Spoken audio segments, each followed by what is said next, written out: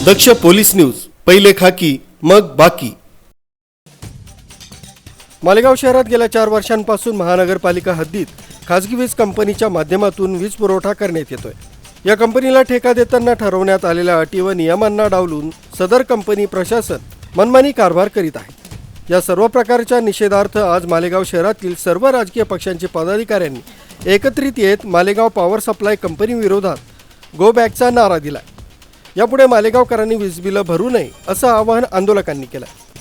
येत्या आठवड्याभरात जर MPSL कंपनीचा ठेका रद्द नाही केला तर याहून अधिक मोठं जनआंदोलन छेडण्यात येईल असा इशारा आंदोलकांनी दिला।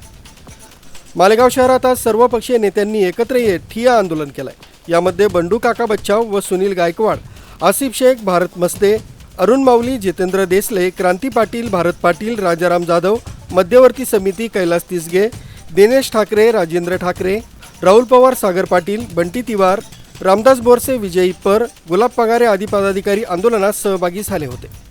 महाराष्ट्र शासनाचे वीज नियामक आयोग व महावितरण कंपनीने ठरवून दिलेल्या अटी शर्ती व नियमाप्रमाणे काम करून वीज ग्राहकांना सेवा देण्यात यावी असं असताना Malegaon power supply company limited नियम डावलून मनमानी पद्धतीने कारभार करीत असल्यानं मालेगाव शहराच्या घरगुती, वाणिज्य, औद्योगिक ग्राहकांमध्ये मोठा असंतोष पसरला। वीज ग्राहकांना त्यांनी वापरलेल्या विजेच्या पोटी अचूक मीटर वाचनाप्रमाणे वीज बिल आकारणी केली पाहिजे असं बंधनकारक असताना स्थानिक MPSL कंपनी शहरातील ग्राहकांना सरासरी विजेचा वापर दाखवून हजारो रुपयांची बिलं ग्राहकांकडून वसूल करताय। मालेगाव शहर हे पॉवरलूम सर्वसामान्य कामगार वर्गाचं शहर असून त्यांना चुकीच्या पद्धतीनं वीज बिलं देऊन त्यांची मोठी आर्थिक पिळवणूक केली जाते। खाजगी वीज कंपनीमध्ये सद्य परिस्थितीत दलाल मोठ्या प्रमाणावर कार्यरत आहेत।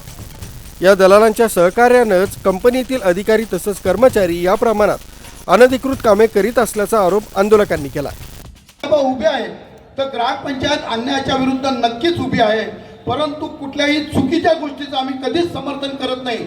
जर कोणी वीज चोरी करत असेल तर त्याचंही समर्थन ग्राहक पंचायत किंवा सुनील आबा पण करणार नाही। परंतु हा कुठला न्याय आहे की वीज चोरी कोण करतं आणि दंड कोणाकडनं वसूल केला जातो।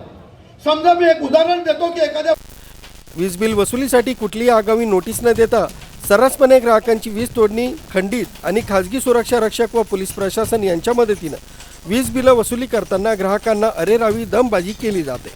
शहरात नेहमी विजेचे अपघात होत आहेत। सदर अपघातात अनेक सर्वसामान्य नागरिक, अकुशल कर्मचारी यांना जीवानिशी जावं लागतंय अथवा कायमचं अपंगत्व आलेलं आहे। अशा नागरिकांना नियमानुसार नुकसान भरपाई देणं क्रमप्राप्त असताना देखील कंपनीनं आजपर्यंत कुठल्याही नागरिकास लाभ दिला नाही। ग्राहकांना तक्रार नोंदवण्यासाठी स्वतंत्र कार्यालयीन अधिकाऱ्याची आवश्यकता असताना कंपनीनं यासंबंधी कोणतीही योग्य कारवाई केली नाहीये। कंपनीचा टोल फ्री क्रमांक कायम नादुरुस्त असतो। संगमेश्वर, सटाणा नाका, कॅम्प, सोयगाव, कलेक्टर पट्टा या विभागासाठी खाजगी वीज कंपनीनं वीज ग्राहकांच्या तक्रारीसाठी व आपत्कालीन सेवेसाठी स्वतंत्र तक्रार निवारण केंद्र स्थापन करून टेलिफोन ऑपरेटरची सुविधा उपलब्ध करून देण्याची आवश्यकता होती।